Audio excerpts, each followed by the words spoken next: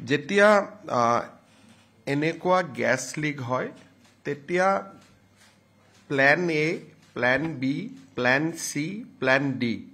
চাৰিটা emergency method ONGC activate কৰে বা অইল ইন্ডিয়াই এক্টিভেট কৰে প্ৰথমটো হৈছে যে তেওঁলোকে যেটো জাগাৰ পৰা গ্যাস উলাই আছে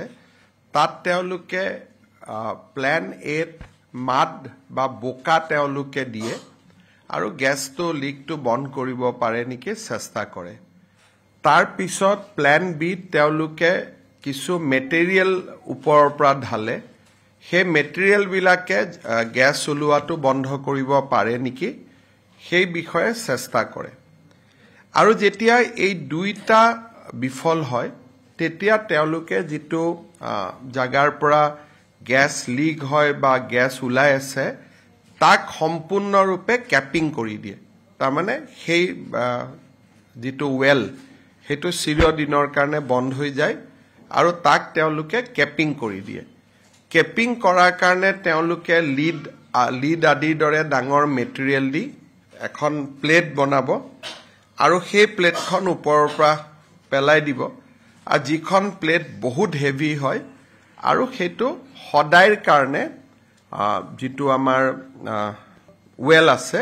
হেতু বন্ধ হৈ যায় বাগজানতো প্ল্যান এ প্ল্যান বি দুইটা বিফল হোৱাৰ পিছত তেওঁলোকে প্ল্যান সি অৰ্থাৎ ক্যাপিং কৰি চিৰদিনৰ কাৰণে ওয়েলটো বন্ধ কৰি দিছিল ONGC আজি ৰাতিপুৱা আমাক জনাইছে যে তেওঁলোকে প্ল্যান এ আৰু প্ল্যান বিৰ জৰিয়তে এই গ্যাস ওয়েলটো তেওঁলোকে মেনেজ কৰিব নোৱাৰে আৰু দুইবাৰ চেষ্টা কৰিও তেখেতসকল বিফল হল সেইবাবে এতিয়া ONGC গুটেই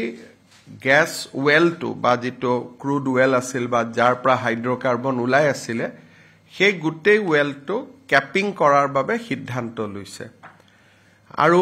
ক্যাপিং কৰাত তেওঁলোকক সহায় কৰাৰ বাবে আমেৰিকাৰ পৰা বিশেষজ্ঞ দল আহি উপস্থিত হৈছে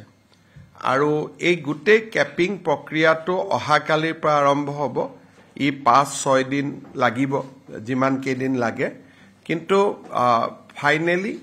যেটো যি ধৰণে অইল ইন্ডিয়াই কৰিছিল তেওঁলোকে ইয়া ক্যাপ কৰাৰ বাবে সিদ্ধান্ত লৈছে ক্যাপিং কৰাৰ বাবে সিদ্ধান্ত লৈছে আৰু এই কেটা দিন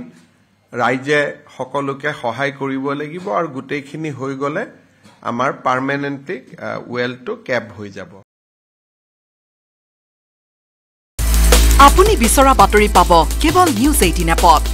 নিউজ 18 এপ ডাউনলোড কৰিবলৈ স্ক্যান কৰক এই QR কোড গুগল প্লে ষ্টৰতো পাব এই নিউজ 18 এপ